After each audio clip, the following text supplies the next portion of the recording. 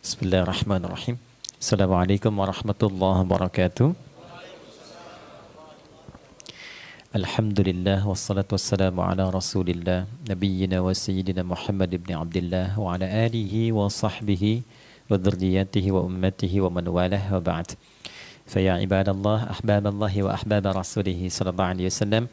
أوصي نفسي وإياكم بتقوى الله فقد فاز المتقون فلا تموتن إلا وأنتم مسلمون فقال تعالى يا أيها الذين آمنوا اتقوا الله حق تقاته ولا تموتن إلا وأنتم مسلمون. Keluarga sekalian, teman-teman, sehat semua ya? Baik. Mudah-mudahan pagi menuju siang ini kita semua senantiasa berada dalam rahmat Allah Subhanahu wa taala. Diberikan pertolongan oleh Allah dalam menata dan mengerjakan seluruh aktivitas harian kita, dan mudah-mudahan semua diberi nilai mulia oleh Allah sehingga bisa kita bawa pulang dengan bahagia saat kita dihisab di hadapan Allah Subhanahu wa taala.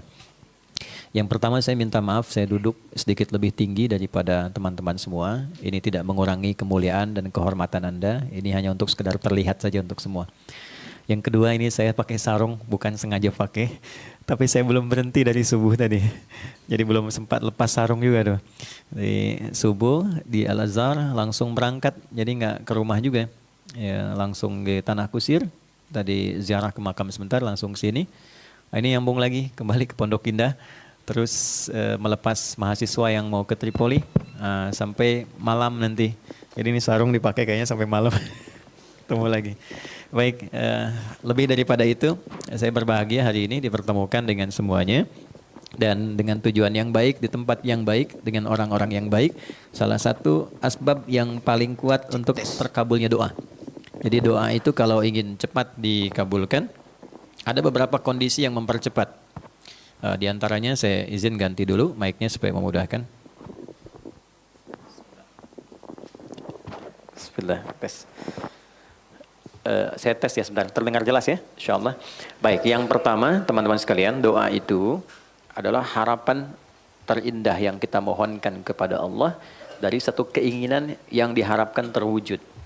Ya, apa saja yang dimohonkan kadang-kadang ada kaitan dengan kebutuhan keluarga, ada dengan pekerjaan, ada dengan lingkungan kehidupan, dan doa menunjuk bahwa kita itu lemah. Itu poinnya. Kita itu lemah, kita butuh pertolongan, dan kita punya Tuhan. Karena itu Allah sangat tidak suka kalau ada hamba yang tidak mau berdoa. Innal ladzina yastakbiruna an ibadati, sungguh orang yang menyimpulkan bahwa dia itu cukup hebat sehingga tidak mau berdoa, maka nanti diberikan oleh Allah satu tantangan untuk selamat dari neraka jahanam saat kembali ke akhirat kelak. Kalau memang kamu hebat, nggak butuh doa, ya kamu silahkan lepaskan diri dari ancaman neraka jahanam itu. Nah, dengan berdoa menunjukkan kita lemah. Dengan berdoa menunjukkan kita tidak bisa menguasai segalanya. Jadi kalaupun menata pekerjaan, tidak harus menguasai semuanya. Karena tidak mungkin kita bisa melakukan segala hal harus kita kuasai. Apa yang kita bisa optimalkan, jadikan itu sebagai titik fokusnya, yang lainnya melengkapi satu dengan yang lainnya. Kemudian dalam berdoa itu nanti ada beberapa etika, adab, yang kalau kita kerjakan dengan adab itu mempercepat terkabulnya doa. Sama kayak anak minta ke orang tua, dengan adab kan lebih cepat diberikan dibandingkan dengan sekedar meminta tanpa adab. Yang ada malah orang tua bisa merespon dengan respon yang tidak diharapkan. Maka yang pertama, adab itu ada yang terkait waktu, kedua ada yang terkait tempat, ketiga ada yang terkait dengan keadaan. Misal, terkait dengan waktu, doa yang dipanjatkan di pertengahan malam itu berbeda waktunya dengan yang dipanjatkan dalam keadaan siang. Nah, kehusyuannya pun akan lain. Jadi kalau teman-teman buka Quran surah ke-73 Al-Muzammil di ayat yang ke-6, ya, apalagi ini dipanjatkan dalam keadaan tahajud misalnya, itu sentuhan ke hatinya lain. Inna nasyi'atal laili hiya ashaddu wata'aw wa aqwamu qila.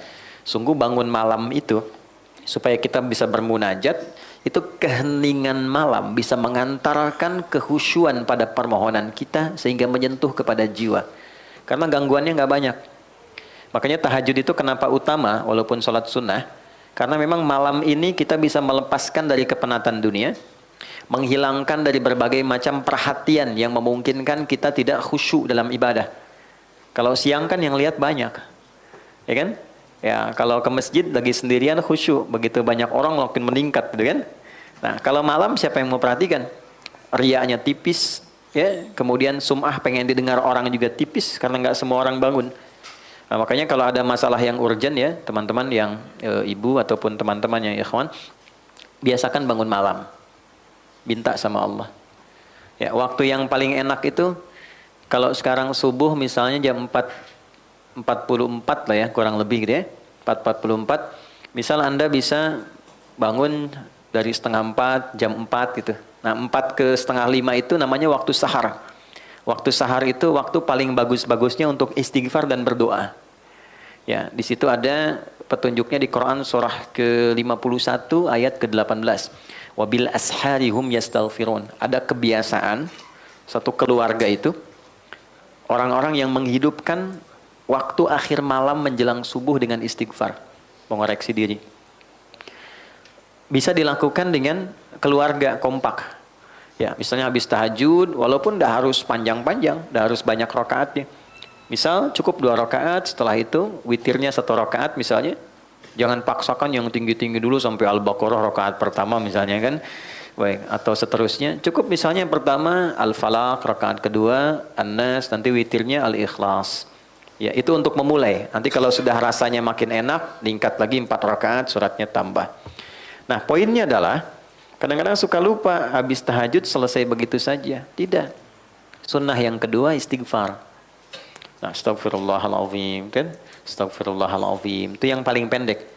Astagfirullahaladzim alladzi la ilaha illa huwal hayyul qayyum wa atubu ilaih. Itu agak panjang. Tapi kalau mau detil dengan fikih Qur'annya, mulai dari suami, ya kan? Minta maaf sama istri. Sayang, aku mohon maaf kalau selama ini belum jadi suami yang baik. Kadang tidak mengerti keadaan kamu. Kadang aku memaksakan yang bukan di luar kemampuanmu. Aku minta maaf kalau saatnya mesti kembali kepada Allah ternyata belum baik di hadapan Allah. Terus istighfar. Astagfirullah, ya Allah ampuni saya. Ampuni saya. Respon sama istri. Bang, aku juga mohon maaf selama ini belum jadi istri yang baik, sering ngeluh sama kamu, kadang-kadang tidak jujur. Dia minta, ya Allah ampuni kami. Nah, itu saat bersama-sama, ya Allah ampuni kami, itu rasanya lain ke hati. Nah, itulah sakinah yang mempercepat itu datang. Ya, beda ketika sendiri. Nah, itu sifat korektif kolegial, mengoreksi diri dengan bersama-sama dalam konteks berkeluarga, itu diajarkan di Al-Quran. Apalagi ada anak misalnya, tuh si kakak bilang ikut tahajud malam, mama papa aku minta maaf selama ini belum jadi anak yang baik, selama ini sering nyakitin mama papa. Itu semua istighfar, ya Allah ampuni kamu ya Allah, sayangi kamu ya Allah. Itu kalau bisa dibiasakan, apalagi tiap malam bisa sholat dan demikian, itu keluarga terjaga dalam keharmonisan. Keluarga terjaga dalam keharmonisan. Selalu harmoni, ketenangan. Dan yang paling indah adalah disitulah saat doa terkabulkan. Ya, ibadi itu hadis kutsinya, hamba-Ku, kan? Engkau mau minta apa? Engkau mau minta apa? Ya, man istaghfara ghafartulah. Siapa yang istighfar, aku ampuni. Istighfar itu kan mengoreksi diri kita. Artinya mohon maaf, setiap orang kan pasti punya kekurangan. Jadi kalau seorang suami, seorang ayah dengan segala kerendahan hati, dia mengoreksi dirinya, tahu ada potensi kuat untuk berubah. Ketika Allah ampuni, kesalahannya dihilangkan, kesolehannya dimunculkan. Jadi ciri orang yang diampuni itu, perbuatan salahnya hilang, solehnya muncul. Lisan itu kurang baik. Bagaimana diampuni dosa lisan? Berubahlah tampilan lisan ini dengan berkata yang baik dan ditinggalkan yang tidak baik yang sebelumnya dilakukan perbuatan itu. Itu poinnya. Ya, kita ingin bertobat dari harta yang haram, maka perbuatan yang mengantarkan pada haram jadi hilang, yang halal jadi muncul. Itu tanda penerimaan tobat di hadapan Allah. Terjadi perubahan kebaikan. Nah, sama kalau tadi di rumah tangga ada korektif, sifat mengoreksi kepada diri, lalu diampuni oleh Allah yang salah-salah itu, terjadilah perbaikan. Kebiasaan yang kurang bagusnya berubah menjadi baik. Itu potensi tertingginya dilakukan pada waktu apa? Pada tahajud, di waktu sahar. Kemudian man sa'ala, ya, a'ta, siapa yang meminta Allah berikan. Ya, man su'ila a'ta, siapa yang meminta kepada Allah dimintakan kemudian diberikan. Kemudian nah ini poinnya. Perhatikan baik-baik, ini kalimatnya. Wa man da'a ajaba, siapa yang berdoa dijawab. Nah, jadi biasakan kalau ingin berdoa, bisa diisi dengan istighfar terlebih dahulu. Makanya sebelum kita doa pasca sholat kan istighfar dulu. Istighfar, Allahumma antas salam, kemudian yang subhanallah, alhamdulillah, Allahu akbar, baru kesananya turunan ada doa kan. Ya, bagaimana minta dalam keadaan kotor? Masih banyak dosa, masih minta gitu kan. Kan secara normal, secara logika juga tidak nyambung. Jadi kita bersihkan dulu baru kemudian kita memohon kepada Allah. Jadi ini kalau dibiasakan waktu tengah malam, menjelang akhir malam ke subuh itu waktu yang terbaik untuk berdoa. Di antara yang lain, antara adzan dengan iqamah misalnya itu waktu. Yang kedua tempat. Ada tempat-tempat tertentu yang secara spesifik mempercepat terkabulnya doa. Misal, ada yang tempatnya itu untuk umum di Mekah, area Ka'bah, kan? Multazam, Raudhah. Tapi kan nggak semua kita bisa ke sana. Karena itu apa yang bisa kita lakukan? Masjid. Ya. Ini yang teman-teman yang laki-laki ya, ada kebiasaan di sahabat Nabi itu diajarin sama Nabi kalau mau beraktivitas ke masjid dulu. Oke? Mereka berangkat dari masjid setelah subuh, salat syuruk, dah punya agenda. Jadi agenda itu disiapkan dari malam. Besok mau ngerjakan apa, dirapihkan. Nah, subuh berangkat ke masjid, membawa agenda itu yang sudah kita pahami. Nanti dalam sholat, kita minta sama Allah. Dalam sujud, kita belajar di pertemuan lalu, dihadirkan, ya, dalam hati kita, minta dimudahkan, minta dibantu, minta dibimbing. Minta ditolong. Baik, nanti pulang, menariknya, diajarkannya ke masjid dulu sebelum ke rumah. Coba teman-teman bisa praktekkan ya, kalau nanti dari kantor, sebelum nyampe rumah, singgah di masjid dulu. Ambil wudhu, sholat 2 rakaat, pulang. Itu auranya akan beda dibandingkan langsung dari kantor ke rumah. Nggak percaya silakan. Di masjid itu auranya ada aura ketenangan, kenyamanan, kedamaian. Jadi pulang nyampe rumah itu yang didapatkan oleh keluarga, aura kedamaian. Dan itu yang dibutuhkan. Dibandingkan dengan macet di jalan, di kantor banyak persoalan, ketika ke rumah melihat anak yang sudah nunggu seakan jadi beban. Jadi masalah. Ya kan? Pusingnya dibawa ke rumah kan? Beda dengan Anda sholat 2 rakaat, setelah itu berdoa, ya Allah aku sudah berikhtiar seperti apa yang telah Engkau perintahkan, sekarang aku bertawakal hasilnya dari apa yang telah Engkau janjikan. Pulang ke rumah, ketemu anak, semuanya senang. Dia menunggu, ada yang bikin gambar, ada yang macam-macam. Dan ingat ya, Anda sehebat apapun di kantor, yang dibutuhkan oleh anak dan istri di rumah adalah sosok ayah dan suami. Bukan seorang direktur, bukan seorang manajer, atau seorang ahli apapun. Saya jadi ustadz, jadi kiai, sampai hari ini alim misalnya disebut oleh orang syekh di luar, sampai ke rumah nggak pernah anak saya menyebut dengan nama itu. Assalamualaikum kiai, nggak ada ulang. Dia bikin ayahnya kok. Ya, ini bikin ayahnya. Assalamualaikum ustadz, nggak ada. Tunggu sampai malam pun, buya, main kuda yuk. Ya, masih main petak umpet, main kuda-kudaan, dan mereka menggambar, kadang bikin karya berjam-jam, cuman pengen dilihatkan pada ayahnya. Lantas siapa Anda yang kemudian direktur di perusahaan? Nyampe ke rumah pengen jadi direktur juga? Terus anak yang sudah nunggu, ya dengan segala ekspresinya ingin dipersembahkan, lantas tiba-tiba mendapatkan kemarahan yang bukan pada haknya. Nah ini ada bagian tertentu yang bisa kita dapatkan dari aura masjid. Kalau pengen tarik ke rumah, bikin mihrab. Ya, masa rumah luas, kamar banyak, gak ada satupun dihususkan untuk ibadah. Ya, mihrab itu tempat khusus yang fokusnya untuk ibadah saja. Ya, baca Qurannya di situ, ngajinya di situ, sholatnya di situ. Tapi dunia keluar. Oke, termasuk bikin status, cik lagi di mihrab jangan ganggu ya. Nah, ini keluar dulu tuh. Ya, jangan dipakai, makan, minum, keluar. Mihrab itu tempat yang disebut spesifik dalam Quran. Dia punya 2 keistimewaan. Mempercepat terkabulnya doa, mendatangkan rizki dari sisi yang tidak diduga. Ya, itu ada di Quran surah ketiga Ali Imran ayat 37. Ya, fataqabbalaha rabbuha biqabulin hasanin wa ambataha nabatan hasana wa kaffalaha Zakaria. Poinnya, kullama dakhala 'alaiha Zakaria al-mihrab wajada 'indaha rizqa. Qala ya Maryam anna laki hadha? Qalat huwa min 'indillah. Poinnya, innallaha yarzuqu man yasha' bighairi hisab. Jadi kalau punya mihrab, makanya kenapa imam mimpinnya di mihrab? Kan tempat imam ngimamin di masjid mihrab kan? Karena memang di tempat itulah cepat terkabulnya doa, imam mewakili pemohon doa dari makmum. Untuk itu ada kualifikasi imam yang tidak sama dengan makmum. Imam di kantor tidak sama dengan imam di masjid. Jadi jangan paksakan jadi imam di kantor, pengen setara di masjid. Fikihnya beda, ruang dan waktunya tidak sama. Kualifikasinya tidak serupa.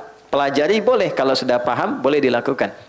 Saya pernah mimpin pesantren di Jakarta, di Lebak Bulus. Itu di situ lingkaran ada para pejabat di satu instansi. Karena jadi pejabat di kantor, pengen jadi pejabat di masjid.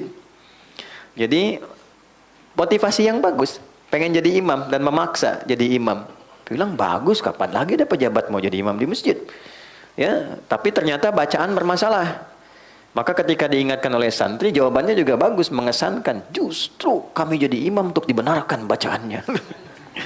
Saya datang kan, Pak, bagus sekali Pak, luar biasa. Kapan lagi ada pejabat mau jadi imam di masjid? Masya Allah.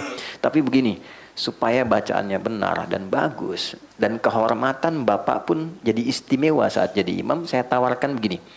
Nanti sebelum Bapak ngimami, saya tugaskan santri untuk mendengar bacaan Bapak. Kalau baik ditetapkan, kalau kurang dikoreksi. Tapi tidak menurunkan status Bapak jadi imam. Bapak tetap imam, zuhur dan asar. Kan tidak dikoreksi. Ya kan? Yang penting bagi pejabat kan nggak turun jabatan. Ya kan? Bapak tetap imam tapi zuhur dan asar. Tapi kalau ingin subuh, maghrib dan isya, Bapak dengarkan dulu, santi koreksi. Nah, dalam rangka koreksi itu saya pimpin dengan yang lain. Oh, sepakat Ustaz. Yang penting kan nggak turun jabatan, ya kan? Nah, setelah berlangsung dipimpin, terasa bagus, nyaman, akhirnya kita tawari, Pak silakan. Oh enggak, udah ini aja, bagus kok, ya kan? Nah, jadi kadang-kadang ada pola komunikasi hikmah itu tidak harus selalu marah. Orang belum tahu diberitahu, bukan dimarahi.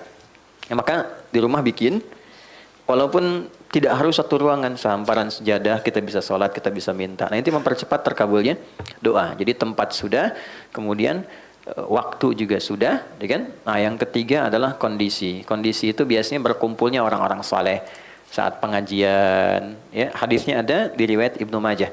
Ya, man salaka tariqan yaltamisu fihi ilma, sahalallahu lahu tariqan ilal jannah, wa innal malaikata la tadau ajnihataha ridan li talibil ilmi.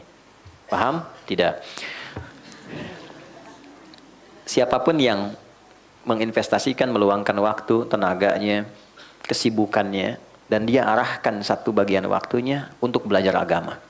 Walaupun dia cuma ngaji satu ayat, satu hadis, itu Allah perintahkan pada malaikat, catat semua investasi, waktu, tenaga, keringatnya, untuk dilipat gandakan pahala demi meringankan langkahnya menuju surga.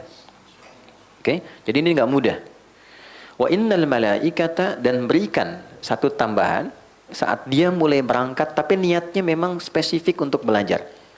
Maka ada malaikat yang Allah perintahkan untuk membentangkan sayapnya, memberikan ridha kepada orang ini sampai dia pulang kembali. Nah, di antara makna ridhonya malaikat itu, di antara maknanya mengaminkan doa yang dimohonkan. Itu teman-teman, saya yakin sekali banyak yang punya harapan pengen ini dan itu, dari sejak berangkat tuh isi dengan doa. Oke, di jalan, belum datang isi dengan doa. Selesai kita berdoa, pulang. Nah, di antara doa itu ada yang sifatnya umum, ada yang mungkin sifatnya spesifik. Hadirkan tuh. Ya, karena malaikat mengaminkan. Karena itu malaikat sifatnya ghaib, nggak nampak. Kalau nampak kan masalah. Ya Allah, mohon malaikat samping. Kenapa John? Bapak siapa? Malaikat maut. Nggak jadi kita doa balik. Ya, nah ini sifat-sifat seperti ini. Alhamdulillah tiga ini tergabungkan. Tempatnya baik, tempat orang menghafal Quran, rumah Quran, dalam keadaan yang baik, dan insya Allah dengan orang-orang yang baik. Saya sebetulnya banyak nerangkan hampir 20 menit, hanya ingin mengembalikan ke awal. Apa bagian awal tadi? Mudah-mudahan berkumpulnya kita di tempat yang baik, dalam keadaan yang baik, dengan orang-orang yang baik, insya Allah mengantarkan dengan doa kita dan merubah kita menjadi orang yang lebih baik. Nah, tidak cukup dengan amin, kita harus mulai materinya dulu. Mohon izin teman-teman sekalian, saya akan lebih sedikit banyak barangkali berdiri untuk memudahkan komunikasi. Kalaupun tidak terlihat bisa menyesuaikan ya. Baik, bismillah. Saya izin cek sebentar, ini kelihatan belakang? Belum saya tulis udah kelihatan. Selalu terjadi ya. Baik, memang belum kelihatan belum saya tulis. Jadi untuk hari ini kita akan lanjutkan di pertemuan yang lalu. Teman-teman yang baru bergabung bisa direview materi yang lalu, baik di channel kami ataupun di channel Musyawarah, ya, di akhir materi kita untuk melanjutkan sekarang supaya saya tidak banyak mengulang. Kita bagi dalam 2 sesi. Insya Allah kurang lebih 45 menit, 1 jam ke depan kita sesinya untuk materi. Selebihnya ada 30-45 menit menjelang zuhur. Insya Allah kita bisa berdiskusi pada hal-hal yang mungkin ingin disampaikan. Baik, kita langsung saja. Di pertemuan lalu kita sudah belajar tentang sujud dengan 3 pendekatan. Perhatikan anjuran dari Al-Quran supaya belajarnya efektif dalam setiap ibadah itu. Satu, selalu akan ditemukan caranya. 2, ada bacaan atau doanya.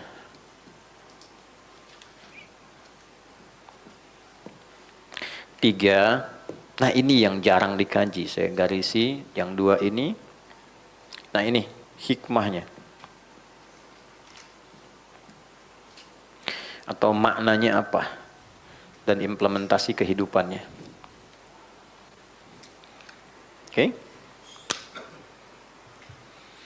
Nah, pola belajar seperti ini yang menjadikan pengetahuan kita itu satu, lebih lengkap, kedua, lebih dalam, yang ketiga, lebih terasa dalam kehidupan karena tahu makna dan praktikalnya. Misal, ketika saya sampaikan di awal bahwa pertama saat memulai sholat kan dibuka dengan takbir kan? Cara satu, angkat tangan sejajar dengan bahu di sini. Kalau kita mengacu pada hadis baik di Al-Bukhari ataupun di Muslim, tersambung pada sahabat Khalad bin Rafi Az-Zuraiki yang mendokumentasikan ini, sahabat Abu Hurairah, kemudian dikodifikasikan dalam kitab misalnya Sahih Muslim nomor hadis 397. Baik, angkat tangan sampai sejajar dengan bahu. Rafa'a yadaihi hadzaman kibaihi di sini. Bacaannya apa? Ditemukan di riwayat Abu Daud, fayaqulu Allahu Akbar. 1, cara sudah dapat. 2, bacaan sudah dapat, Allahu Akbar. Yang ketiga, ini poinnya. Apa sih maknanya? Kenapa begini? Oke. Maknanya apa? Kenapa yang diucapkan Allahu Akbar? Apa korelasinya bacaan ini dengan bacaan setelahnya di iftitah? Karena mesti ada makna. Kan implementasi sholat itu merubah kita menjadi lebih baik. Innas sholata tanha 'anil fahsya wal munkar. Mungkin nggak sesuatu dikerjakan merubah kita, tapi kitanya nggak paham? Mungkin nggak? Nggak mungkin. Makanya kalimat tadi itu yang disampaikan tegas oleh Al-Quran di Quran surah 29 ayat ke-45, dibukanya dengan pendekatan belajar yang benar. Persoalannya yang sering dihafalkan pertengahan ayatnya, awalnya tidak dibaca. Kalau saya baca tengahan, Anda pasti akan bisa melanjutkan. Innas sholata tanha 'anil fahsya. Oke, sepakat. Coba baca awal ayatnya. Oke. Utlu ma uhya ilaika minal kitab wa aqimis shalah. Perintahnya utlu. Anda buka mushaf, Anda temukan terjemahan bacalah. Tapi kalau kita baca lagi surat Al-Alaq ayat 1, saat wahyu pertama turun, kalimatnya ikra kan? Apa artinya ikra? Kalau sama-sama artinya bacalah, kenapa bacaannya beda? Yang satu ikra, yang kedua utslu. Kenapa saat wahyu turun ikra, kok saat sholat utslu?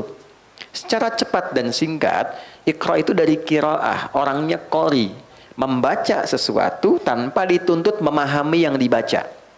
Oke? Baik, jadi baca saja tanpa dituntut paham. Makanya saat kita ngaji kan ada ikra ya, qiraati, kan itu hanya bacaan tanpa dituntut paham. Itu kan a fathah a gitu kan, fa fathah fa lam dhamma u lu apa lu gitu kan. Itu kan? Tapi kan kita nggak dituntut paham kan? Baik. Nah, setelah kita mendapatkan informasi dengan lebih banyak, berubahlah pola penyampaian dan diksi kalimatnya. Oleh Allah ditekankan pada pemahaman. Nabi sudah dapat Al-Alaq, sudah dapat ayat lain, Al-Qalam, surat lain dan seterusnya, diperintah sholat. Berubah perintahnya jadi utslu, dari kata tilawah. Tilawah itu baca, pahami, dan amalkan yang dipahami itu. Oke? Nah, sebelum sholat, perintahnya utslu, bukan ikra. Utslu ma uhya ilaik. Muhammad sudah diwahyukan kepadamu banyak hal. Cara dan turunannya. Baca dulu, ajarkan pada umatmu, baca dulu, pahami yang dibaca itu, kerjakan setelah dipahami itu. Jadi sebelum sholat, hal terpentingnya adalah pelajari dulu sampai mengerti. Kenapa kita takbir begini? Maksudnya apa? Itu sensasinya akan berbeda kepada jiwa. Wa aqimis shalah, baru tunaikan salatnya. Nah, salat yang demikian disertai dengan pemahaman sampai melahirkan kekhusyuan, itulah yang kemudian menghadirkan satu penggerak pada diri kita mengerjakan perbuatan yang baik, meninggalkan yang terkutuk, fahsya dan mungkar. Itu poin utamanya. Nah, sekarang pertanyaan baliknya, dari semua salat yang kita pernah tunaikan, apakah seluruh bacaan salat ini sudah kita pahami? Berapa persen? Kalau hanya ingin mengangkat kewajiban, selesai, tak perlu paham, yang penting sholat, gugur kewajiban. Pahala diberikan sepanjang ikhlas. Pahala itu urusan akhirat. Tapi keberkahan sholat yang merubah diri kita nggak dapat. Gitu. Kenapa dulu orang sholat jadi baik? Orang sekarang sholat misalnya belum berubah dia menjadi baik. Nah, problemnya adalah yang ketiga ini yang tidak optimal. Oke, cara cepat. Tinggalkan nih, buang urusan dunia ke belakang, tinggalkan. Saat akan sholat kalau pengen khusyuk, dunia buang ke belakang, jangan dibawa lagi. Problemnya ketika orang sholat, dunia masih dibawa. Sehingga ketika lisannya mengatakan Allahu Akbar, di kepalanya masih proyek Hu Akbar. Ya kan? Jemuran Hu Akbar, cicilan Hu Akbar, gitu kan? Itu yang sering masuk terbawa. Padahal spirit asalnya buang. Wa annahum ilaihi raji'un. Al-Baqarah ayat 46. Kalau sudah mau sholat, semua dunia dibuang ke belakang. Nabi katakan ke sahabat, ij'alu sholatikum sholatan muwadda. Jadikan sholat kalian seperti sholat perpisahan. Maksudnya apa? Dunia buang dulu, karena yang dibawa ini urusan akhirat. Lalu ucapkan tidak ada yang tinggi dibandingkan Allah. Allahu Akbar. Itulah sebabnya kenapa bukan Ar-Rahman, bukan Ar-Rahim, supaya yang lain kecil, yang diagungkan yang besar saja. Nah, lalu disertakan rasa. Ini yang dihadirkan Abu Bakar As-Siddiq. Baru takbir itu sudah gemetar, nangis beliau. Kenapa? Karena takut lisannya mengucapkan Allahu Akbar, sementara sebelum sholat merasa besar dirinya. Merasa besar dibanding istri, merasa hebat dibanding suami, angkuh dari teman, yang paling segalanya. Terus dengan bangga mengatakan Allah yang maha besar, padahal dia sudah berbuat besar sebelum dia sholat. Makanya setelah itu dia pasrahkan dirinya, berdoa dengan baik, dipilihlah satu dari 9 doa iftitah yang pernah kita bahas. Nah, ini cara pembelajaran seperti ini saat akan dipraktekkan, itu membawa dampak berbeda. Nah, sudah kita pelajari dari wudhu sampai dengan sujud. Teman-teman yang baru bergabung, mohon dengan segala kerendahan hati, berkenan mengikuti di sesi yang lain. Kita sekarang sudah sampai sujud. Mau bangkit dari sujud. Jadi kasihan tuh sebulan belum bangun dari sujud. Sudah, oke. Poinnya, turun dari sujud saya cepat saja. Bisa dilakukan dengan 2 cara. Saya persingkat ikhtisar dari yang lalu. Yang pertama, setelah i'tidal, sami'allahu liman hamidah, rabbana walakal hamd, dan seterusnya. Maka cara pertama, ini yang diutamakan terlebih dahulu. Jika lututnya dalam keadaan sehat dan tidak bermasalah, maka dahulukan lutut untuk turun. Seperti ini, lutut duluan. Oke. Baik ya, baru telapak tangannya. Baik. Tentang ini menjadi amalan pertama yang dilakukan Nabi, didokumentasikan oleh Imam Abu Daud dalam kitabnya Sunan Abu Daud nomor hadis 838, tersambung kepada sahabat Wa'il bin Hujr. Jadi kalau teman-teman pengen belajar tentang sholatnya Nabi dan ingin melihat siapa sahabat yang sering fokus mendokumentasikan sholatnya Nabi, ini namanya Wa'il bin Hujr, Ibnu Hujr. Beliau masuk Islam dari awal, sering ngamatin Nabi. Jadi kalau kita nanti belajar fikih dan kita amati hadis-hadis tentang sholat, seringkali kita temukan sahabat mulia ini yang meriwayatkan. Oke, cara kedua, bisa menggunakan telapak tangan bila lutut bermasalah misalnya. Walaupun nanti jadi pilihan di akhirnya. Lutut bermasalah karena satu mungkin faktor usia, kan? Yang kedua ada faktor ya secara non teknis, misalnya mohon maaf cedera kah ya karena olahraga dan sebagainya. Maka alternatif kedua, gunakan telapak tangan. Turun. Oke, gunakan telapak tangannya dulu ya, begini, baru kemudian lututnya. Itu boleh. Hadisnya hanya beda 2 nomor dengan yang tadi, nomor hadis 840. Diriwayatkan oleh sahabat Abu Hurairah. Di kitab yang sama Sunan Abu Daud. Abu Hurairah nama aslinya, ya, ada yang tahu? Abdurrahman bin Sahr. Masuk Islam saat Nabi di usia 60 tahun kurang lebih. Sebelum Nabi meninggal, 3 tahun sebelum meninggal. Ya. Di usia Nabi sudah 60 tahunan, 3 tahun sebelum meninggal. Kondisi beliau pada saat itu ada masalah di lutut. Sehingga hadis-hadis yang disampaikan dalam usia Nabi rentang 60-an itu selalu digambarkan Nabi sholat kadang nyender ke dinding, menggunakan tongkat karena lutut bermasalah. Oke, nah ini poin yang pertamanya. Nah Abu Hurairah menyimpulkan, saya ini kemana aja selama ini? Kok terlambat ngaji? Teman-teman sudah duluan. Maka beliau pengen nyusul yang lain. Jadi meningkatkan effortnya, menambah durasi belajarnya, dan ini jadi sunnah untuk kita. Tidak ada kata terlambat. Dan jangan menyimpulkan yang sudah duluan lebih unggul, tidak. Yang harus disimpulkan, yang lain sudah ngaji duluan, saya pun pengen seperti dia. Pengen nyusul, nambah motivasi. Maka ini yang menarik perhatian Allah. Ini poinnya. Ketika kalimat ini muncul menarik perhatian Allah, diberikanlah kelebihan. Maka beliau bisa menangkap ajaran Nabi itu, cepat ditangkap dan didoakan oleh Nabi. Begitu dipakaikan sorban, nih itu begitu belajar dengan kondisi demikian, maaf, beliau tercatat dalam sejarah sebagai sahabat yang selalu ingat, sulit lupa. Sehingga 3 tahun itu dimanfaatkan betul, menunggu Nabi depan rumahnya, ngikut Nabi kemana diikuti, karena merasa terlambat. Akhirnya ketika Nabi meninggal, beliau sudah mengoleksi 7.000 hadis dari Nabi SAW. Durasi yang singkat, tapi begitu sangat bermanfaat. Nah, di antara hadis yang diriwayatkan tentang turunnya Nabi ketika akan sujud. Nah, beliau meriwayatkan versi menggunakan telapak tangan. Kenapa? Karena kondisi Nabi tadi dalam kondisi senior, lutut bermasalah, lalu telapak tangan yang turun. Jadi kalau ada teman-teman ingin menggunakan lutut, hadisnya yang tadi dari Wa'il. Kalau menggunakan telapak tangan, hadisnya bersandar pada Abu Hurairah. Nah, dalam ilmu hadis ada namanya al-jam'u wa taufik. Cara mencari kesimpulan, jangan saling menyalahkan. Mana yang benar, lutut atau telapak tangan? Mana yang paling utama? Kumpulkan keduanya, ambil yang paling memudahkan untuk kita mengerjakan, karena itu pilihan yang membuat kita nyaman untuk melakukan. Jadi kalau Anda nyaman dengan lutut, silahkan dengan lutut. Kalau nyaman dengan telapak tangan, lakukan, tidak ada masalah. Dan jangan disimpulkan ketika ada yang pakai telapak tangan, tua. Ya, ya, jadi jangan simpulkan demikian. Yang salah yang pakai kepala duluan, belum apa-apa sudah bermasalah. Oke, sudah sujud, pastikan 7 anggota badan menempel sempurna dulu sebelum berdoa. Saya cepat highlight dengan cepat. 1, kening. Hadisnya dari Ibnu Abbas radhiyallahu taala anhuma, qala umirna an nasjuda ala sab'ati azamin. Kami diperintah untuk bersujud dengan 7 anggota bagian tubuh. 1, kening. Saya sudah membahas persoalan tentang mukna, membahas persoalan juga tentang rambut, silahkan cek di pertemuan lalu. Yang kedua, 2 telapak tangan. Oke, jadi 1 tambah 2, 3. Yang selanjutnya 2 lutut tambah 2, 5. Selanjutnya 2 kaki dengan jemarinya, 7. 1, 3, 5, 7. Oke, baik, saat menyebutkan kening jabahah, Nabi telunjuknya menunjuk ke hidung begini. Dalam kondisi yang bersih, karpet dan sebagainya, nanti ukuran ini, kening, itu bisa disesuaikan dengan hidung. Jadi bisa menempel, tapi kalau kira-kira sedang di, di pantai atau naik ke gunung, kurang bersih dan sebagainya, maka nggak harus ditempelkan hidungnya. Karena yang paling pokok itu apanya? Keningnya. Baik, 7 ini, ingat baik-baik. Kemudian makin sujudak. Tempelkan dengan baik dulu. Jangan langsung berdoa.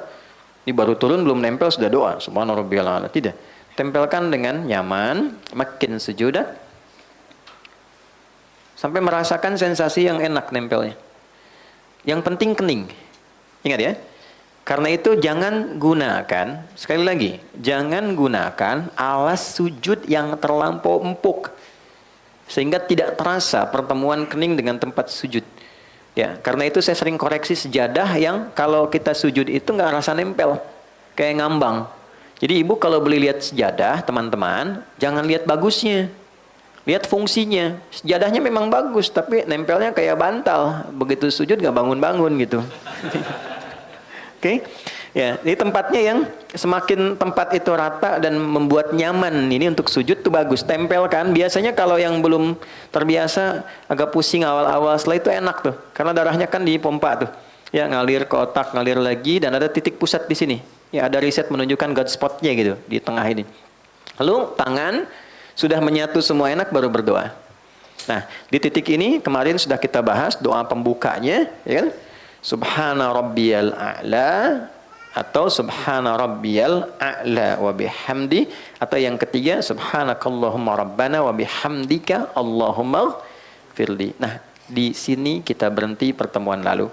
Sekarang kita akan bahas bacaan itu plus hikmahnya. Caranya sudah, bacaannya sudah, tinggal hikmahnya apa, baru bangkit dari sujud untuk duduk di antara 2 sujud. Saya punya waktu kurang lebih ada 30 menit ke depan, kita fokuskan dengan baik. Bismillah. Baik, kita mulai. Ini materinya cukup penting ya, tolong fokus, karena saking pentingnya dihapus aja susah tuh. Oke, satu yuk kita mulai ya. Bismillah. Izinkan saya memulai dari sini. Kelihatan di situ? Ada ya? Ya, Subhana Rabbiyal A'la. Mas Dimas tolong dinotis ya, pertemuan berikutnya saya bawa materi PowerPoint ya, supaya nanti bisa kelihatan. Kita sudah siapkan kok, ada gambar, ada apa, jadi bisa lebih kelihatan. Ini yang kedua, ini satu. Yang kedua, depannya sama sampai sini, ditambahkan wa bihamdi. Ya, subhana rabbiyal a'la wa bihamdi. Oke. Yang ketiga, ini agak lebih panjang tapi lebih dalam. Subhana nakallahumma rabbana wa bihamdika Allahumma ghfirli. Saya bantu dengan bacaan supaya nanti bisa memudahkan memahami apa yang saya tuliskan. Oke. Saya yakin semua sudah mengetahui ini, tapi poinnya adalah apakah membacanya juga dengan rasa untuk memahaminya. Apa maksudnya? Baik. Subhana rabbiyal a'la. Subhan, apa itu artinya subhan? Subhanallah itu apa? Subhanallah. Maha suci Allah. Maha suci Allah itu apa? Subhanallah. Okay.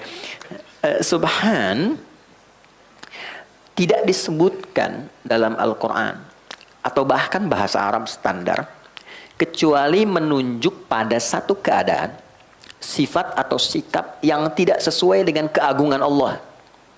Jadi kalau ada sesuatu ungkapan, keadaan, perilaku yang tidak sesuai dengan keagungan Allah, itu orang Arab mengatakan subhanallah. Misal, dalam keyakinan kita sebagai muslim, dan hebatnya ini didialogkan secara rasional dalam Al-Quran. Tuhan itu mesti tunggal, ya, dan kalimatnya dasar harus beda dengan yang bukan Tuhan. Standar, laisa kamitslihi syai'. Jadi disebut Tuhan tuh karena memang punya perbedaan dengan yang bukan Tuhan. Dan itu harus 100% beda. Ya, 100% different, nggak boleh sama. Kalau sama berarti ada bagian tertentu yang bisa jadi Tuhan bagi yang lainnya. Baik. Jadi dari logika ini logis ya. Oke, kalau manusia itu melahirkan, Tuhan boleh nggak melahirkan? Nggak boleh, kan harus beda. Kalau manusia berpasangan, Tuhan boleh nggak? Tidak. Kalau manusia punya anak, Tuhan tidak kan? Baik, nah itu kan logika sederhana ya. Nah, nanti dialognya banyak dan tajam sekali di dalam Al-Quran. Lalu ada orang mengatakan begini, Tuhan punya anak. Nah, dalam keyakinan kita, orang Islam, dan didukung dengan nilai logikanya, kan mesti beda Tuhan dengan yang bukan Tuhan. Maka ketika ada orang mengatakan, Tuhan punya anak, wa qalu ittakhadallahu walada. Ada orang berkata, Tuhan itu punya anak. Maka disoal oleh Quran. Sebelum disoal itu kalimat pertamanya subhana. Itu ada di Quran surah kedua Al-Baqarah ayat 116. Paling kiri di pertengahan di mushaf. Quran surah kedua ayat 116. Ya, ayat 116 itu setelah 115 sebelum 117. Wa qalu ittakhadallahu walada. Mereka berkata Tuhan itu punya anak. Kan? Nah, nanti hal pertama sebelum diungkap dan didialogkan secara rasional, itu kalimat pertamanya subhana. Oh, nggak tepat. Nggak mungkin Tuhan punya sifat yang sama dengan makhluk. Kalau punya sifat yang sama, nanti setiap makhluk dipertuhankan. Makanya dialognya nanti jadi panjang. Ya, kenapa kok yang ini dipertuhankan, yang lain tidak? Oh, karena yang ini lahirnya tanpa ayah. Oh, Adam lebih hebat, tanpa ayah, tanpa ibu. Kenapa nggak jadi Tuhan?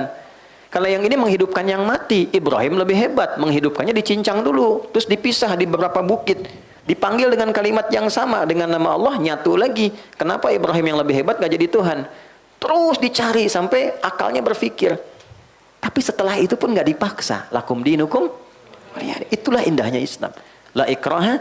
Di Islam itu gak perlu dipaksa, dijelaskan secara sempurna dan bertanggung jawab dengan penjelasan itu. Makanya kelembutan tuh panjang di Islam itu, ya. Dan pengetahuan itu jadi bagian paling dasar. Jadi kalau ada orang masuk Islam jadi kasar, itu pasti ada yang salah dengan keislamannya.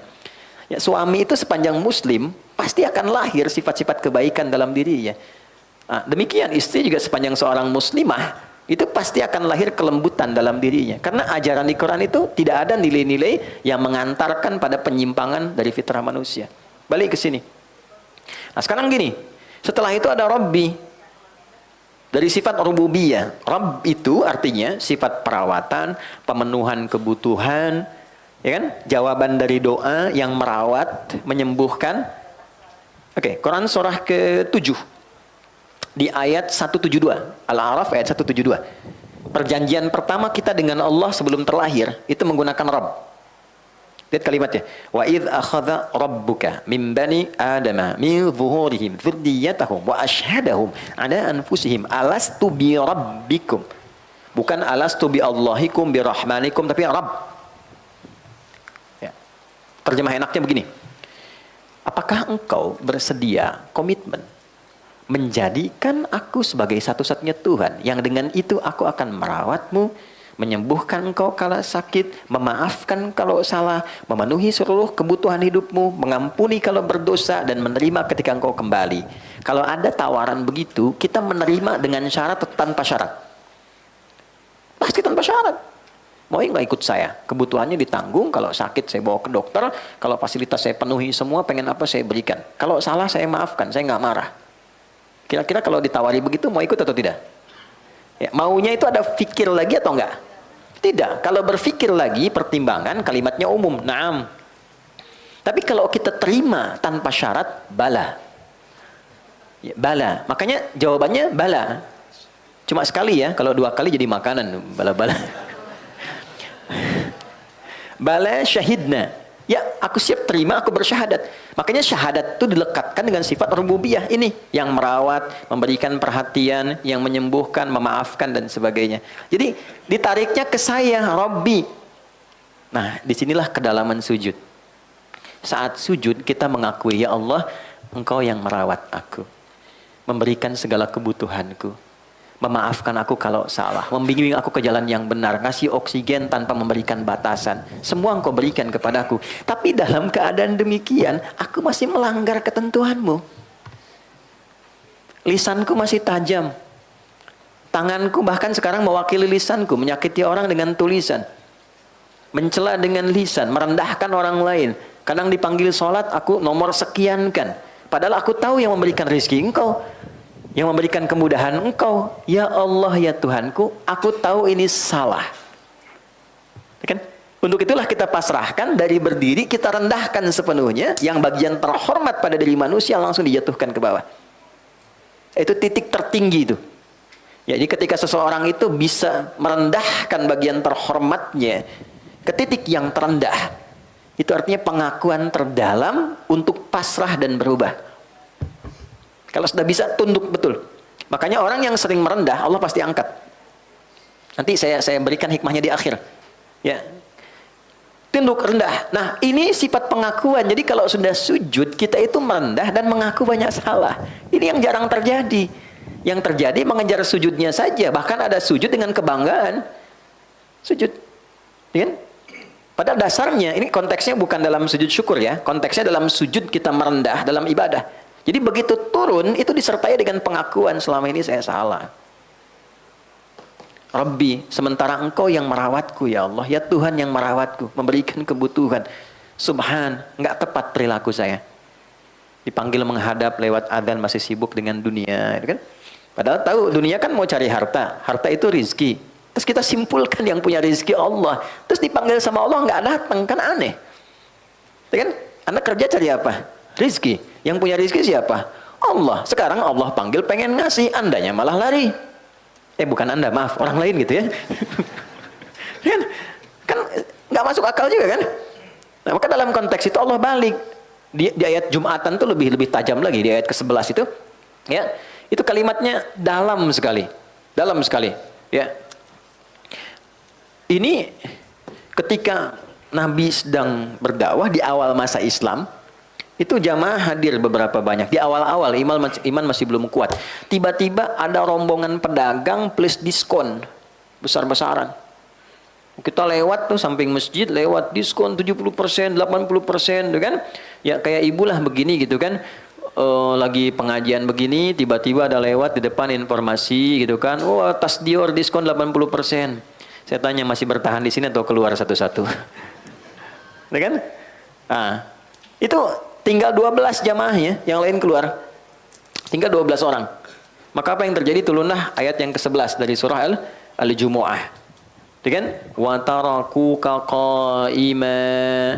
Engkau meninggalkan nabimu itu berdiri sendirian, tersisa tinggal 12. Saya langsung ke ujung. Qul ma indallahi khairum minal lahwi wa minat tijarah. Muhammad firalkan kalimat ini pada mereka. Yang Allah telah siapkan bagi orang yang merespon panggilan Allah, disiapkan lebih banyak, lebih baik, lebih bagus dibandingkan proyek yang sedang mereka fokus dan sibuk di dalamnya saat ini.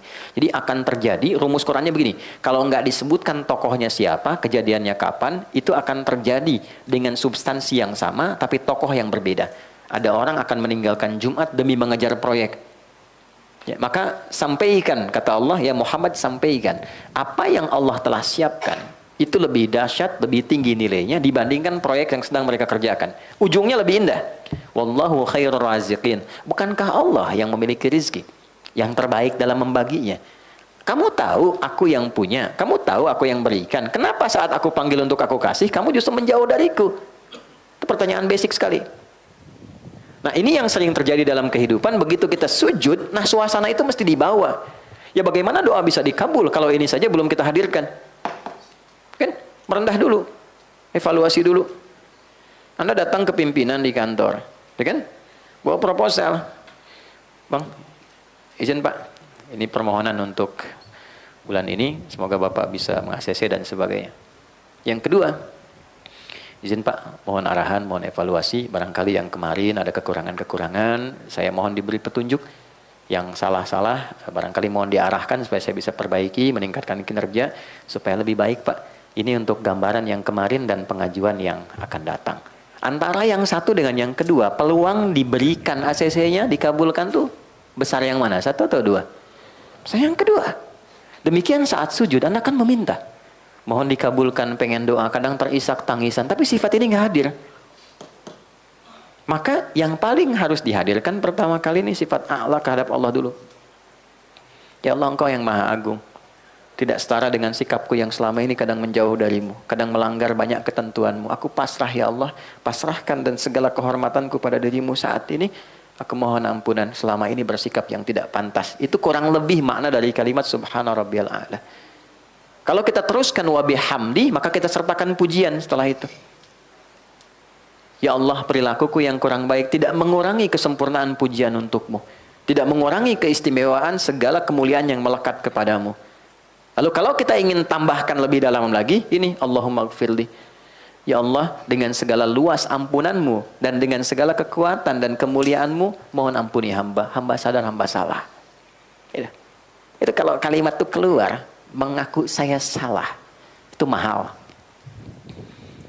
Coba suami, kalau ada masalah sama istri, mahal sekali kalimat, ya bun saya salah. Itu mahal, mahal ya.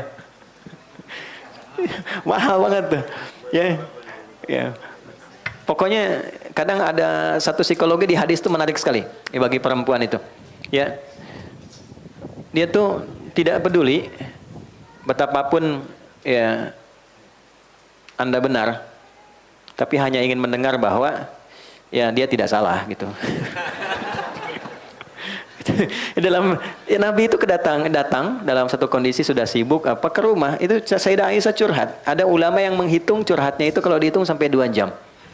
Ada yang menghitung lebih daripada itu. Tapi yang paling menarik, Nabi nggak motong. Itu menarik sekali. Nabi loh nggak motong, dibiarin aja. Cerita, kan? Sudah selesai. Alhamdulillah, sayang, semoga Allah berikan begini, selesai. Itu kan? Itu sesuatu yang dalam sekali. Ini kan saya lihat wajah-wajahnya yang mantan kajian kemarin ya. Ada Robiah Kem ya. Kemarin saya lihat beberapa tuh. Nah, ada beberapa, gini, kenapa terlalu banyak drama di rumah tangga itu? Kan di Quran itu berumah tangga itu seperti permainan. Banyak bermain, banyak gembira aja. Jangan terlalu serius. Serius dalam beberapa hal saja. Yang lainnya banyak gembiranya. Nabi kan jalan bareng. Balap lari sama Sayyidah Aisyah. Kadang digendong, kadang gulat, kadang nonton bareng-bareng. Ya nikmati selama masih berkehidupan dalam berumah tangga. Ya, balik ke sini. Kenapa jauh-jauh ke situ? Ini ya. Nah, jadi ini dulu yang dihadirkan nih. Kepasrahan diri kita, sujud, permohonan ampunan, baru minta. Jadi kalau sudah frekuensinya nyambung, enak, merata, bagian tubuh tuh kerasa enak ngalir, sujud. Kalau udah terisak tuh enak banget, kayak nggak pengen bangun lagi gitu. Ya makanya Nabi itu seringkali lama dalam sujud. Sebagian menyimpulkan sujud terakhir, padahal di setiap sujudnya lama. Kenapa paling akhir lebih lama daripada yang sebelumnya? Karena kerinduannya kepada Allah itu memuncak dan terpenuhi dalam keadaan sholat. Kalau sudah selesai sholatnya nggak tersambung lagi kan? Nggak tersambung tuh dalam arti secara langsung fokus, tidak ada dengan umat gitu. Itulah yang menjadikan sujud terakhirnya lama, kan? Kadang sebagian jamaah makmum pengen cepet tuh kan? Nah ini ditanyakan kerinduannya kepada Tuhan. Nah ini ketika nempel betul, barulah permohonan intinya dimintakan. Biasanya, kalau sudah sampai ke titik ini, dan ini dipraktekkan yang hikmah tadi, belum minta sudah dikabul. Biasanya. Kalau sudah ke kalimat Allahumma gfirli dan betul, itu belum keluar, sudah dikabul. Tapi kalau kita ucap ya dalam sholat sunnah misalnya, dalam lisan yang terkenal, terpahami oleh diri kita saja. Oke? Kalau dalam sholat fardu tidak dilafadzkan, cukup dalam hati dihadirkan. Ingat, ada masalah ya tumpahkan aja dalam tangisan, sujud, minta. Sampai ke titik ini, nanti lihat apa yang terjadi. Ini rumus di Quran surah 12. Ya. Surah 12 ayat ke-85 sampai 86 tuh. Ya, di surat Yusuf. Kalau mau lebih komplit nanti dengan kisah dan turunan sampai ininya sampai ayat 88-nya tuh. Ya, sampai ketemu kalimat innama ashku bathi wa husni ilallah. Aku tuh kalau punya masalah di rumah tangga, curhat itu selalu kepada Allah. Maksudnya dalam salat. Ya, jadi kalau punya masalah, apapun itu, seberat apapun, pertama terima dulu. Karena mengeluh itu tidak mengurangi masalahnya. Cuma nambah saja. Terima dulu dengan sabar. Karena Allah pilihkan masalah itu sesuai kadar kesanggupan kita semua. Nggak mungkin saya di hidayat diuji masalah Anda karena saya nggak sanggup. Yang kedua, masalah itu Allah berikan sebagai jawaban dari doa yang kita minta. Nah, tangga untuk meraih doa itu persoalan tadi. Karena nggak mungkin mengabulkan sesuatu tanpa proses, tanpa ujian tuh nggak mungkin. Anak SD mau lulus ke SMP, bisa nggak lulus tanpa ujian? Tidak bisa. Ujian itu diberikan bukan ingin membuat anak bermasalah banyak pikiran, bukan. Tapi menaikkan levelnya supaya memudahkan dia saat masuk ke SMP yang kadar pengetahuannya lebih tinggi daripada SD. Jadi ketika dipaksakan naik ke atas sementara ilmunya belum nyampe, anaknya kasihan. Anda minta sesuatu, dari mana tahunya Anda pantas dan bisa mengelola sesuatu itu saat mendapatkannya kalau belum diuji? Ya kan? Teman-teman minta sebuah proyek, dari mana tahunya proyek itu baik? Dari mana tahunya kalau menerima itu Anda menjadi lebih baik? Anda dapat proyek nih, ya Anda harapkan betul, tapi Anda belum siap menerimanya. Yang kalau Anda terima itu merubah kepribadian, keluarga jadi tertinggalkan, istri kurang perhatian, anak-anak terabaikan, belum siap. Maka dikasih dulu oleh Allah ujiannya, nih lewatin dulu 1, 2, 3, 4. Ketika kita mampu menguasai itu baru datang jawaban. Nah, jadi jangan selalu dipahami bahwa masalah itu adalah sesuatu yang membuat rumit, capek, nggak tercapai tujuan. Bukan, itu jembatannya. Jadi berbahagialah ketika Anda dihadapkan pada masalah, karena itu mengantarkan Anda pada solusi. Dan jawaban dari Anda sendiri. Ya, jadi ketika Anda berdoa, pasti dikabulkan oleh Allah dengan membuat masalah dulu, supaya pantas. Nah, kalau pengen cepat, pantaskan dulu diri kita dalam berdoa, sehingga ada akselerasi, stepnya dinaikin. Karena dia layak, dipandang layak menerima itu. Oh, sudah pantas nih ketika minta dikabulkan. Ada yang belum berucap sudah diberi. Ada yang demikian. Nah, karena itulah kemudian memantaskan diri itu dengan menambah pengetahuan, menjalani kehidupan itu penting. Supaya saat kita meminta untuk mencapai sesuatu, kita tidak harus menghadapi masalah-masalah baru. Nah, ini poinnya. Nah, jadi ketika memohon, hadirkan aja. Saya kalau punya masalah, kata Nabi Yakub alaihissalam, yang saya tuju pertama Allah, saya bentangkan sajadah dalam bahasa kita, innama ashku bathi wa huzni. Innama itu adatul hasri. Huruf pembatas membatasi hukum di situ saja. Aku nggak pernah curhat ke yang lain, nggak pernah menggunakan media lain. Ada masalah, aku langsungkan kembalikan kepada Allah. Mau sedih, membuat aku nangis, aku tumpahkan di situ. Setelah itu aku tenang. Yang penting tenang dulu, walaupun solusi belum datang. Jadi bentangkan sajadah, bukan bentangkan Instagram. Ya, nggak nyangka ya kamu seperti itu. Nah, itu artinya nyangka. Orang yang bilang nggak nyangka, dia sedang nyangka. Tuh ya. Emang kenapa Jeng? Nah, sebetulnya itu yang ditunggu tuh. Komennya kan? Gitu. Nah, daripada nungguin komen capek. Capek, pusing aja. Pusing. Akhirnya masalah yang nggak selesai. Ya, suami juga nggak nyaman. Akhirnya nggak betah di rumah. Udah kan? Jadi pusing aja, capek akhirnya. Ya, kukira hari Rabu ternyata hari Minggu. Kukira dia menunggu ternyata cari yang pusing. Aduh. Pusing. Udah. Nah, itu ya, sujud. Nah, itu poinnya. Jadi, hadirkan dalam hati kita, apa saja tumpahkan dalam sujud. Makanya kerasanya agak lama. Tapi proporsional ya. Jangan imam sudah mau sujud lagi, kita masih sujud yang pertama tuh. Ya, kalau berjamaah ikut imam. Ikut imam. Innama ju'ilal imamu liyutamma bihi fa qira'atul imami qira'atul ma'mum. Imam itu dijadikan untuk diikuti. Maka bacaan imam mewakili makmum. Kalau imam sudah naik, ikut naik. Oke? Kecuali kalau sholat sendirian tahajud, silahkan tumpahkan senyamannya. Baik, lanjut bagian terakhir. Ini penutupnya untuk materi. Sebentar, paham sampai di sini? Alhamdulillah. Lanjut. Setelah sujud, apa yang dilakukan?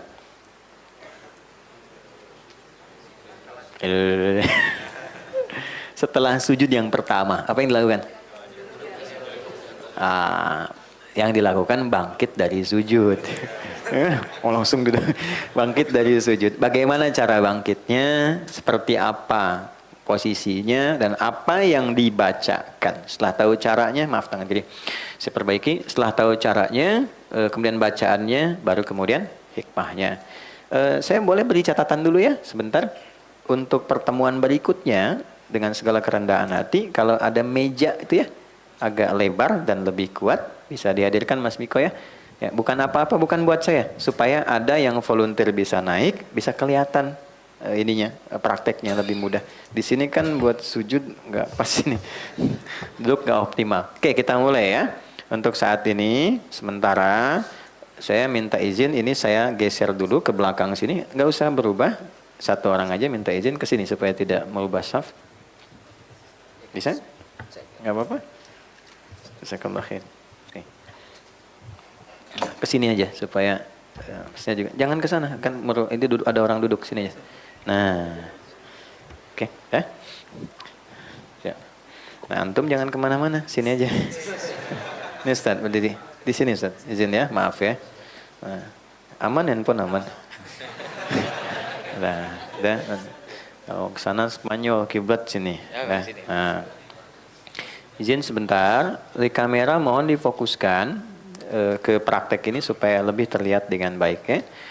Mohon maaf sebesar-besarnya. Posisi sujud. Nah, beliau aliran dari lutut dulu, turun. Baik ya. Ini kan tadi saya minta menghadap ya. Nah, untuk memudahkan gampang supaya kelihatan teman-teman sekalian, perhatikan baik-baik. Ini ya, posisi tangan seperti pernah saya sampaikan itu normal saja. Dari mulai bertakbir seperti ini, kan posisi di sini. Nah, posisi nempel di sujud itu begini. Ini tinggal ditempelkan aja. Ya. Jadi bisa di sini, bisa seperti di sini. Nanti tinggal ditempelkan saat sujud. Jadi tidak harus ke depan begini ya.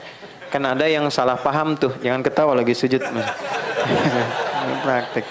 Jadi ada yang memahami keliru, memanjangkan sujud itu dipahami memanjangkan tangan, bukan memanjangkan doa.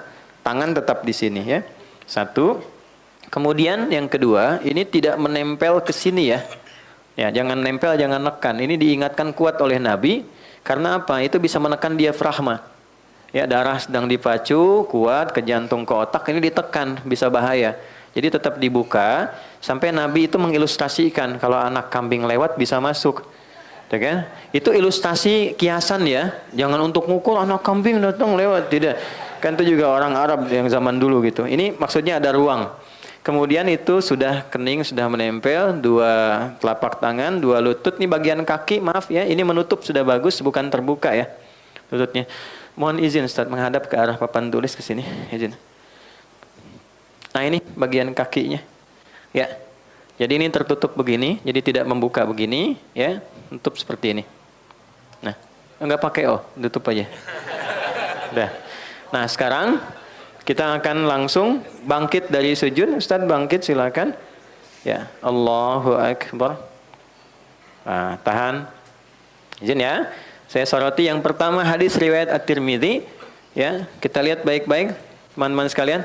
Yang pertama, kaki sebelah kiri, pastikan kiri ya. Kaki yang kiri dilipat begini lalu diduduki. Sudah?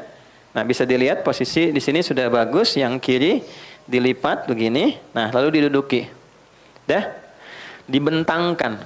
Bentangkan itu dalam bahasa Arabnya tuh firash. Berusaha membentangkan iftarash. Makanya kasur disebut firash karena terbentang begini. Oke, sehingga membuat nyaman. Jadi bentangkan dengan nyaman. Kalau ada masalah bengkak jangan dipaksain. Ya, sehingga membuat luka kepada fisik. Nanti ada cara yang lain. Bentangkan, duduk sampai terasa enak. Yang kanannya tegakkan, jarinya dilipat menghadap ke arah kiblat. Ya. Ini yang kanan, ya, tegakkan, jarinya dilipat menghadap ke depan ke arah kiblat. Itu sudah bagus posisi kakinya. Jelas? Baik, ini dulu. Kemudian badan ini tegak, tidak bungkuk ke depan, tidak ke samping kanan, tidak ke kiri atau ke belakang, tegak saja. Pandangan, ini pandangan ke tempat sujud ke depan. Baik ya? Ke tempat sujud begini. Kalau kita di depan Ka'bah boleh ke Ka'bah ke depan.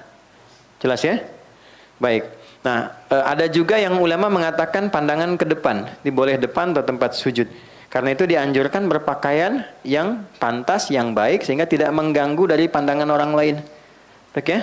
Pakai sholat, pakai kaos tutup aurat bagus.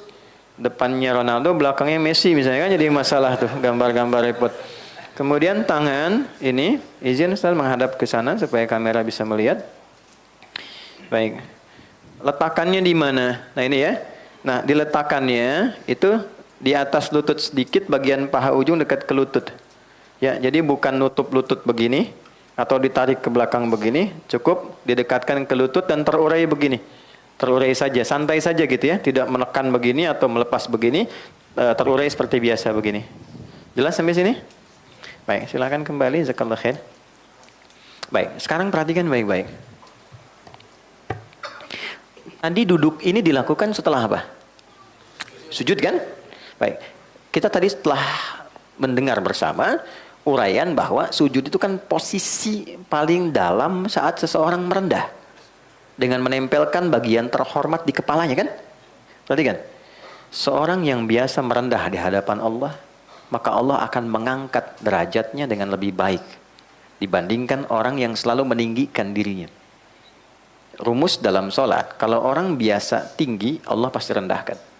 Tapi kalau orang biasa merendah, Allah pasti tinggikan. Itu poin utama. Kalau Anda baru sampai level ruku, Allah angkat. Tapi baru sampai i'tidal. Diangkat derajat i'tidal. Tapi kalau Anda sudah bisa sujud, Allah angkat dalam posisi yang santai. Sambil duduk pun anugerah datang. Itulah sebabnya orang yang sujudnya baik dan sempurna, minimal akan diberikan pada keadaan dirinya 6 hal hadis riwayat Ibnu Abbas, atau maksimal sampai 8 hal dalam kehidupannya. 1 ampunan, Rabbighfirli. 2 kasih sayang, warhamni. 3 penjagaan dari sifat buruk, wajburni. 4 diangkat derajatnya, warfa'ni. 5 diberikan limpahan rizki bahkan tak terbatas, warzuqni. 6 diberikan petunjuk dalam menjalani segala hal, wahdini. Ya, kemudian yang ke-7 diberikan penjagaan, hadir dalam lingkungan yang sehat dan baik, wa'afini. Ke-8 dijaga dari perbuatan-perbuatan salah, wa'fu anni. Oke? 8. Bisa 6 dengan 2 bagian terakhir itu tidak dimunculkan.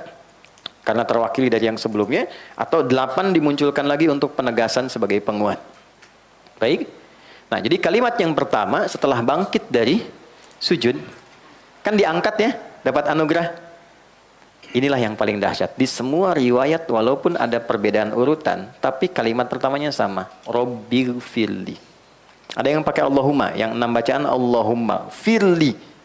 Allahumma ghfirli, Rabbighfirli. Ini luar biasa secara etik, luar biasa. Islam itu selalu menjaga keseimbangan. Walaupun Anda dalam posisi terangkat, dapat promosi jabatan, dapat proyek besar dan sebagainya, tetap selalu merendah untuk mengevaluasi diri. Jangan karena kedudukan terangkat, promosi, dapat proyek besar, merubah kebiasaan jadi nggak kenal kawan yang selama ini membantu. Nggak nyapa teman gitu, stylenya berubah. Nggak apa-apa membentuk kepribadian yang lebih baik dengan posisi tinggi, tapi tetap humble itu penting. Karena itu Nabi ketika diinfokan di awal, kamu akan menaklukkan Mekah dengan begitu damai. Dan banyak orang masuk Islam, tapi bagian akhirnya itu indah. Bukan senang-senang, bukan pesta. Lihat kalimatnya. Idza jaa nasrullahi wal fath wa ra'aitan nasa yadkhuluna fi dinillahi afwaja fasabbih bihamdi rabbika wastaghfir. Malah diminta istighfar.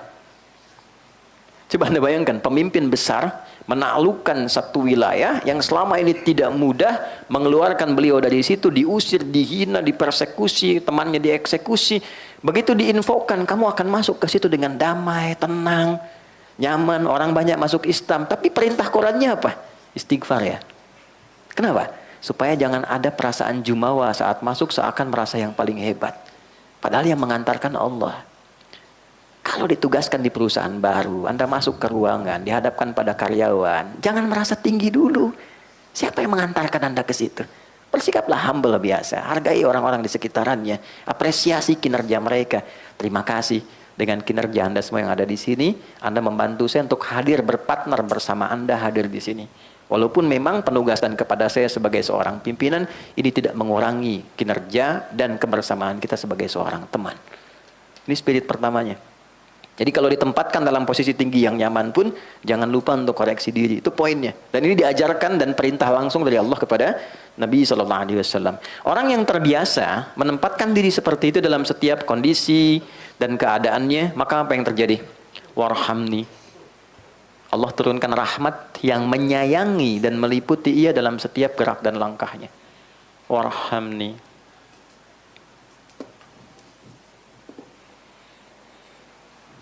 Rahmat itu artinya banyak ya. Satu, pengentas dari berbagai macam persoalan hidup.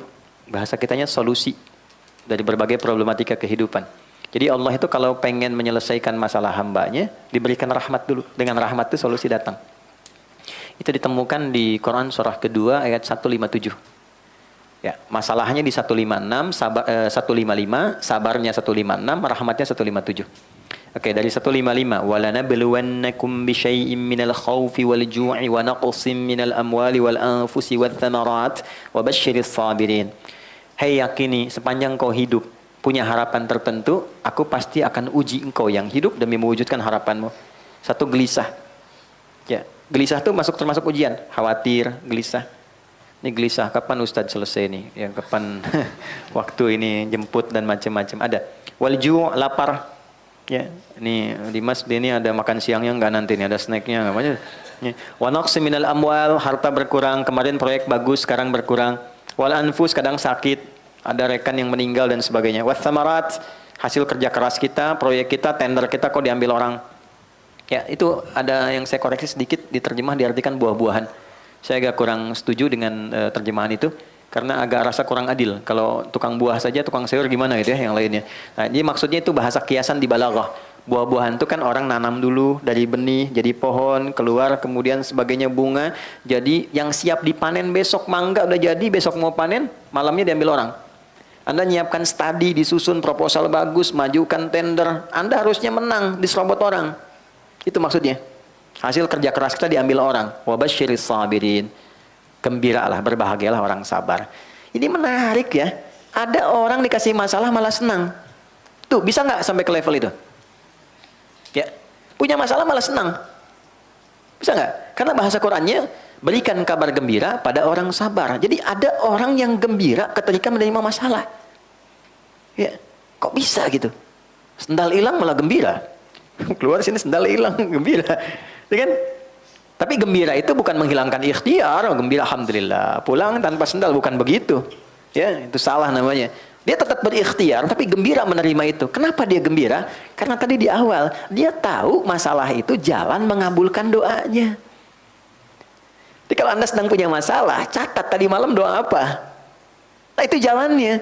Jadi begitu Allah kirimkan itu, dia senang. Ternyata Allah kabulkan lewat jalan itu. Maka dia terima dulu dengan sabar. Sabar itu menerima apa yang Allah berikan kepada kita dengan berusaha mencari jalan ikhtiar sesuai dengan pedoman yang telah Allah tetapkan.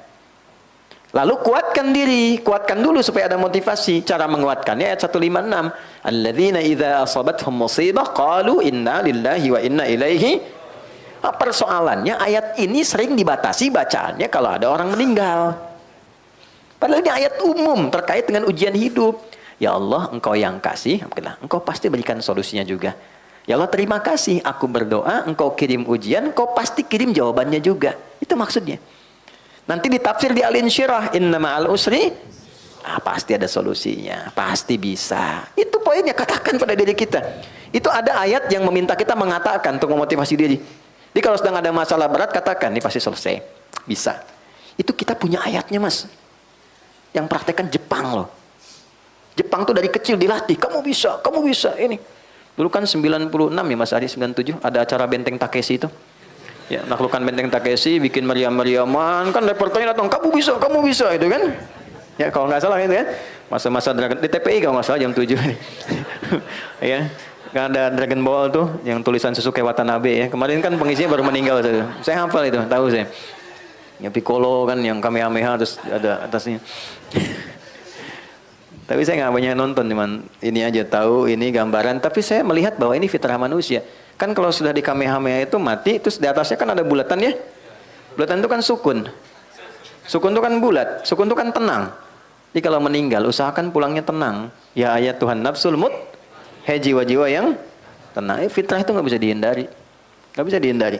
Ya perubahan apapun melahirkan kebaikan. Sensei ya kalau pindah beralih itu kan pasti jadi udah banyak kan.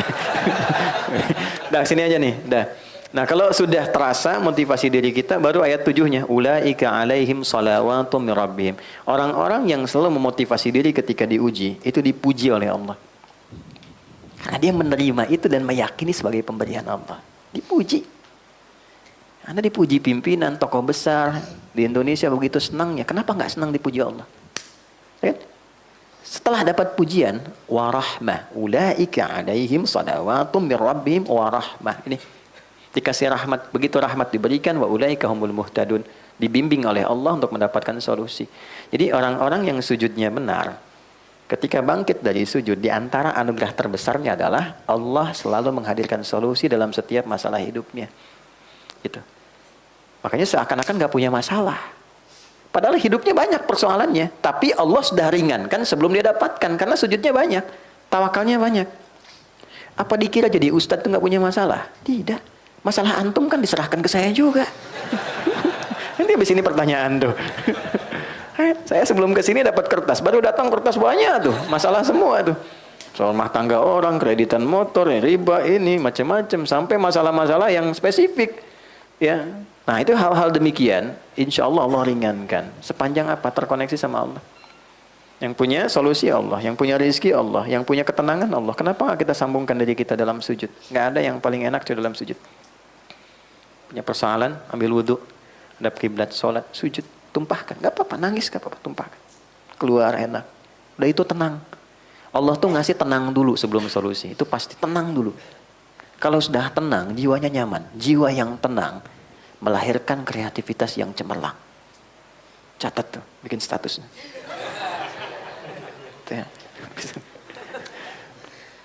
Wajibur nih, dijaga dari perilaku menyimpang, jaga dari aib.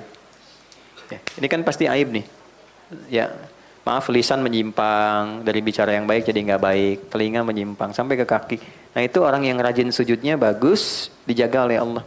Supaya konsisten berusaha dalam kebaikan. Ya, Rabbighfirli warhamni wajburni warfa'ni, diangkat derajat dengan cara yang baik. Diangkat derajat itu caranya macam-macam Allah itu. Ya, kadang-kadang nggak tampak, nanti cerita temannya. Ya, teman-teman musisi nggak tahu kalau ini tuh walaupun sudah nggak sama-sama tapi royaltinya masih dikasih gini. Dia nggak pernah cerita, tapi orang lain cerita. Sehingga pamornya baik, apresiasinya baik, macam-macam, gitu kan? Ada ternyata unsur sudah naik, perusahaan bagus, dia suka perhatian, termak begini. Dia nggak cerita, tapi orang cerita, diangkat derajatnya. Ya, nanti kalau diangkat ke tempat yang orang tidak berdebat dengan posisinya, itu namanya maqaman mahmuda. Maqam itu posisi terbaik, ya. Tapi boleh jadi orang masih berdebat, kenapa harus dia? Ada kondisi ketika orang terpilih, orang nggak berdebat, memang dia harusnya, memang dia yang pantas. Nah, itu maqaman mahmuda. Ternyata cara meraihnya dengan sujud. Saya jasakan amalannya dari Quran saat tahajud. Itu ada di Quran surah ke-17 ayat 79 sampai dengan 81. Quran surah 17 ayat 79. Nah, ini 80-nya saya lingkari, 79 ke 80. Tambahan untuk optimisnya ayat 81, bacaan Qurannya ayat 82. Dah, wa minal laili fatahajjad bi, dan dari sebagian malam cobalah bangun untuk tahajud. Allah nggak minta semuanya, sebagian aja. Walaupun 5 menit, 10 menit, 15 menit, nggak apa-apa. Yang penting terpenuhi itu. Yang dituntut apa? Ikutin. Kalau di Al-Muzammil tuh sindirannya halus tapi tajam. Innalaka fin nahari sabhan tawila. Duh, hamba Allah yang satu ini. Kata Allah nih, siangnya begitu sibuk cari dunia. Ya, lelah, malam-malam enakan pakai selimut tidur. Cita-cita masuk surga Firdaus lagi katanya. Innalaka fin nahari sabhan tawila. Kamu ini begitu sibuk banget siang ya, sampai malam tuh enak pakai selimut. Kan Al-Muzammil dengan Al-Mudaththir itu beda. Kalau Mudaththir dithar, selimut melindungi dari kegelisahan, ketakutan. Kalau Muzammil selimut kayak teman yang bikin tidur itu jadi enak. Kayak punya teman dengan berselimut tuh. Nah, itu maksudnya. Di suratnya Al-Muzammil. Kamu ini kok sibuk banget ya katanya. Pagi sampai siang sampai ke malam, pas malam tidur pakai selimut kayak jadi teman, enak banget. Cita-cita masuk surga. Bangun dong dikit. Ya, bangun malammu, sentuhannya akan kuat kepada jiwa. Bukankah ini yang sering kau ingin mohonkan kepada Allah untuk mengabulkan permintaanmu? Faqra'u ma tayassara minal Qur'an. Bangunlah, baca walaupun sedikit. Ya, jadi tuntutan Quran itu cuma bangun aja, baca walau sedikit. Gitu aja. Walaupun cuma sebentar, Al-Falaq, An-Nas, yang penting terpenuhi dulu. Witir, 1 rakaat aja, tunaikan dengan ikhlas. Baca surat Al-Ikhlas. Satu, bangun, sujud, minta. Begitu terpenuhi poinnya, ini naik. Asa ayyab'atsaka rabbuka maqaman mahmuda. Hal pertama yang Allah berikan maqaman mahmuda. Nih warfa'ni. Ya, jadi kalau mau diangkat derajat itu ada 2 caranya. 1 pakai iman, 2 pakai ilmu. Pilih di antara 2 ini. Kalau pakai iman jalannya ibadah. Perbanyak ibadah, derajat Anda terangkat. Yang kedua ilmu. Ilmu makin tinggi, derajat Anda meningkat. Ya, S1 dengan S2 salarinya kan beda. Dengan S3 lain, tempat kerjanya sudah beda, itu sudah hukum. Itu ada di Quran surah 58 ayat 11. Yarfa'illahu alladhina amanu minkum walladhina utul ilma darajat. Wajburni warfa'ni warzuqni. Nah, rizki ini. Ya, rizki, perkara rizki ini enggak gelisah. Ini sering kali ini yang jadi persoalan dalam kehidupan rizki. Ya, maaf, jangan dibatasi pada uang saja ya. Uang, materi-material itu rizki. Ya, pasangan itu rizki, keturunan rizki, ketenangan itu rizki. Orang sering abai dengan ketenangan. Saya perhatikan ada masalah nanti, ya, postmodern itu ada salah satu yang Nabi pernah mengingatkan dengan sangat kuat bahwa ada kondisi orang itu fokus sekali pada materi sehingga lupa dengan hal-hal yang paling substansial. Contoh begini, maaf dengan kalimat ini. Kalau suami itu diantara tugasnya apa? Cari nafkah, oke. Cari nafkah. Cari nafkah itu dapat rezeki kan? Untuk siapa?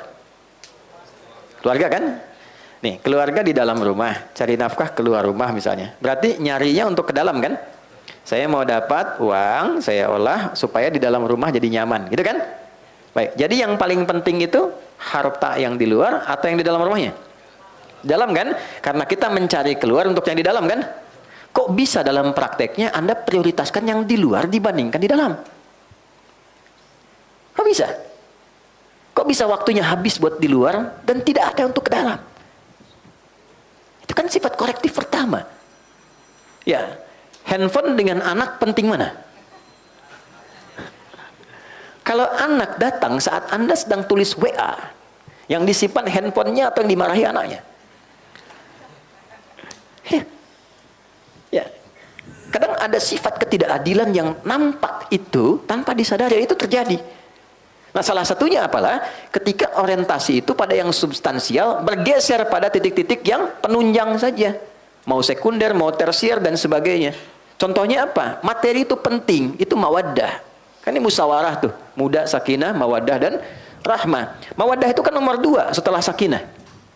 Apa itu mawaddah? Dari kata maddah, cinta yang dihadirkan dari pemberian fisik, material. Istri cemberut di rumah. Anda datang ingin menyenangkan, datang dengan cinta, pemberian materi. Sayang, Rike, banyak kenal deh, Masya Allah. Pas nengok gini, ini ada hadiah emas 2 kilo misalnya kan, masih ya, sembuh. Sehat lagi gitu, bagus lagi. Nah itu mawaddah. Hari lahirnya, buatkan makanan kesukaannya. Itu kan? Dan sebagai itu mawaddah namanya. Tapi yang duluan itu sakinah. Karena mawaddah tanpa sakinah hampa. Ya, kaya, tapi nggak pernah tenang, nggak nyaman.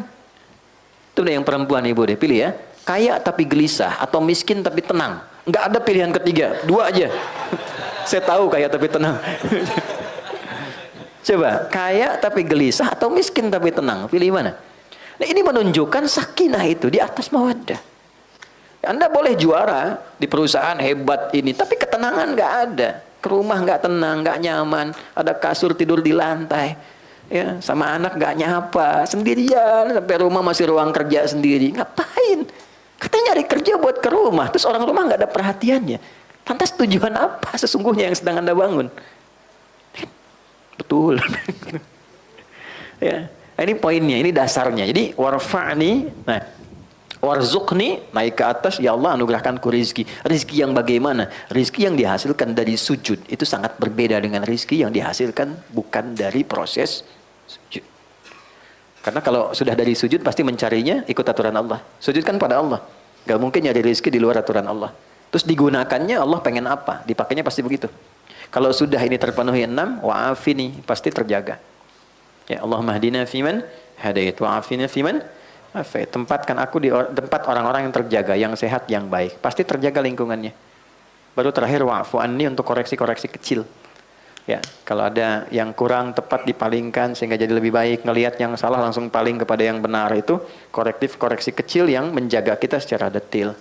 Nah, itu kesimpulannya, orang-orang yang terbiasa sujud dengan baik, maka Allah akan angkat derajatnya dalam keadaan yang nyaman, tenang.